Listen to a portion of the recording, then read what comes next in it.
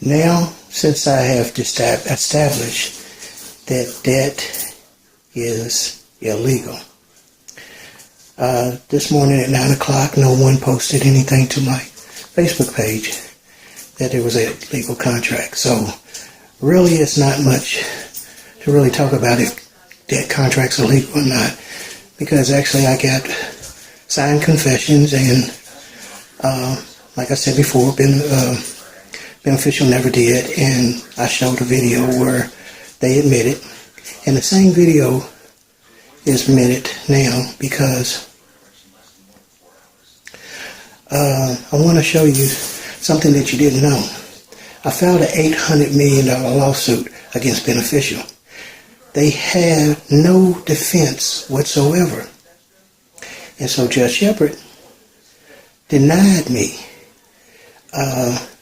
without having any evidence provided in that case. He just denied it, threw it out. Okay, well, the video that you're about to see, which is the same one basically, he admits that they never did. Now, this is a couple of months after the video that you're about to see. It is a couple of months after he denied me of this $800 million lawsuit.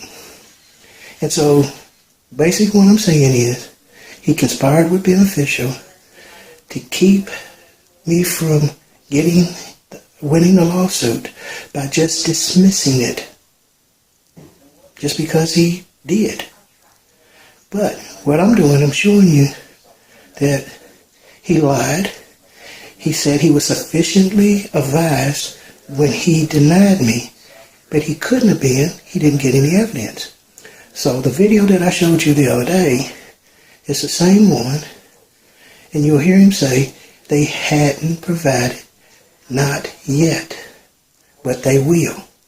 Well, how come they didn't provide it when I had an $800 million lawsuit against them? They had no defense against it, and he knew that. So, this is what I want you to see, how crooked the good old boy system is working right here in Frankfurt. And apparently it's in Louisville as well. So, check the video out. Oh yeah, it is public record. And I had plenty copies made that I did file the lawsuit. So, it's just amazes me. Oh yeah, Rick Sparks, district county attorney or whatever he is. When he tried to get me locked up, what it was, when he tried to get a crackhead to sell me some stolen goods, and then when I wouldn't buy it, he tried to get him planted in my storage building. Well, that's so that he can lock me up for theft. But every time they sell a house on the courthouse steps, it is theft. So, if you're one of those people that had get your house stolen, file a stolen, and whoever bought it has received stolen goods. And here's a beautiful thing about it. They have no evidence. They have no defense, should I say, that they didn't do it. All they do is pass it around, try to make you forget about it. But there is no defense for that. And it's clearly theft if the contract is not legal. I also posted illegal contracts and immoral contracts. And if basically, again, if the contract is not legal or moral, it doesn't exist. And the courts will not, that's what it says. Check it out on my post. It will not enforce those. So you can see the corruptions now is going on. I don't have to ask and prove to see that it's legal anymore, because I've already gotten written confession. I didn't even think about it. Got written confessions. I got Farmers Bank admitted it. I got Judge Shepard admitted it. I got Beneficial, U.S. Bank, PennyMac, Bank of America. The list goes on and on. None of them actually prove it. So that means they made a system out of something illegal, and then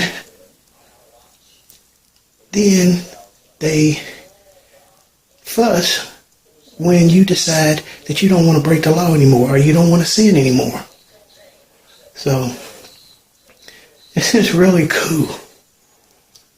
Just check my evidence out. Thank you. I ask you to ask the plaintiff's counsel to have they had ever provided any evidence that they contract me. Well, I think what the response to that is they haven't yet, but they're going to. They're going to file a motion asking the court to give judgment in their favor, and when they do that, they're going to have to file all the contracts or statements and accounts that support their request for judgment against you, and then they'll send you a copy of that. And then you'll have 30 days to respond and tell the court why you think that contract and the accounting that they provide does not meet the requirements of an obligation. And you file that with the clerk downstairs like you've been doing all along. And then they'll have 15 days to file a reply to that. And then I'll take everything that's been filed from both sides and look at it, and I'll issue a ruling. And likewise, if you want to file a motion to say that that they lack the documentation to support a legal obligation, you can do the same thing. File a motion and ask me to throw their case out, and then they'll be given 30 days to respond to your motion, and you'll be given 15 days to reply. But I'll review that and decide it based on what you all file on both sides, okay? Yes, sir. And then everybody can get all the documents and all of your arguments, put them in writing and file them with the court record, and then I'll review them all and issue a ruling, okay? So the first thing is that they have to provide this evidence. Correct. To me. Yeah. Okay. Yeah, they'll have to do that, and we'll give them 30 days to do it. They can do it sooner than that if they want to, and likewise, if you want to file a motion, you can do that. So you've already kind of done that. So you've already put some of your arguments in the record. So, but whatever you want to file, you can file in response to their motion, or if you want to file your own motion, you can do that. Okay? Yes, sir.